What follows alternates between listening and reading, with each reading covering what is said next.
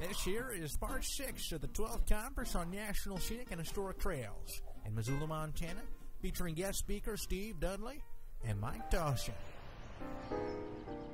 And I said, let's figure out who we know. Let's start there. And we talked about different lists, and we took a number of months to compile lists of potential names. Those people may not have had anything to do with our organization, but because someone on our board knew of their interests and their abilities, they were worthy of getting on a list. The next step for me then is to go out with that list and inform them about the trail and what the trail is all about, and inform them about our role as an organization in realizing that vision. And I do that sometimes by presentations to organizations. I do that sometimes in breakfast meetings with groups, and I do that sometimes in individual face-to-face meetings, depending on how our current board can facilitate that interaction. And I do all of those things all the time. Once they're informed, we start to look at their reaction, and we inform them on a basis of our values. One of the mistakes I think trail organizations tend to make when they're first introducing themselves to prospective donors, or in this case, prospective board members, is they talk too quickly about the technical sides of their organizations. We stay a long time in our values. What social values and social merit are we trying to deliver to the country and to the society? And we really try to deliver that message loud and clear. That's the second half of what you talked about, Mike. What are we doing to weigh against last child in the woods? What are we doing to help weigh against health and fitness? What are we doing to help weigh against the isolation from our natural lands due to urbanization and technology? What do our programs stand for? What does this trail stand for? What does the entire national trail system stand for? And that's the level of information. So we're doing it in a slow process. We're developing that affinity and that affiliation for values first.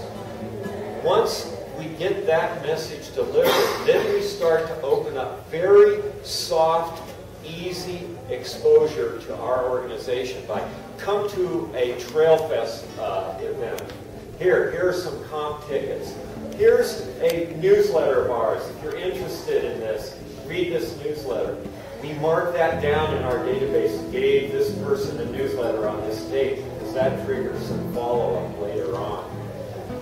The next step is to go back to that individual or that group of individuals and ask them, how could we do a better job making more and more people aware of the work that we're doing and of the value of this national treasure, and get their input about what maybe we could do.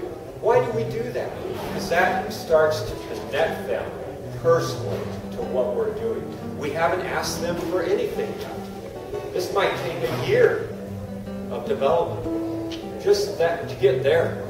Eventually, when we feel it's right, then I and a board member will go visit face-to-face, one-on-one with the prospective board member and talk to them about what is their desire to make a difference with these values. How do they view the trail and the organization as helping them? Would they be interested in making a difference through our organization? And what thoughts do they have? And eventually we get around to working with that one-on-one individual about how they can make a difference. And we stay at that conversation at how can you make a difference in areas that are in your heart already. If they're not in someone's heart already, we can't generate that. We're not that powerful psychologically and spiritually to generate that love of the natural lands after we expose them to what we're trying to do. But if it resonates with them, that's where we start, and we start to develop on that. So it's a long process of networking, follow-up, and someone in your organization, in our organization it's me, the executive director, is supported by a lot of staff in collaboration with the board committee that constantly follows up and keeps doing that. So I spend a lot of my time, maybe 50, 60% of my time, doing this very thing. Hi, my name is Steve Gonzalez. I'm with the El Camino Real Los Tejas National Historic Trail. And I'm wondering what you all have as suggestions to replace board members who may be apathetic or ineffective or maybe not have that overall goal of the association. How do you take those people who are already on the board and kind of remove them from that position?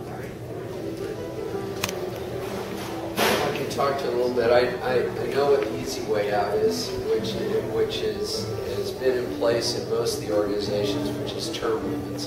And you have a certain amount of time someone serves, then they have to get off the board for a period of time. They can come back on the board usually after they take a hiatus, and then it's a question of who you invite back on. But that's really ducking the question to a large extent. It's important that the board and the leadership of the organization just be honest about it. Identify what the issue is. And if it's not working, they gotta go. I'll add in a little bit to that. That's a really tough issue, and I think a lot of us, I know our organization experiences that. We do use attrition, and we do use this target practice. So as attrition happens, we're getting more appropriate board members in place.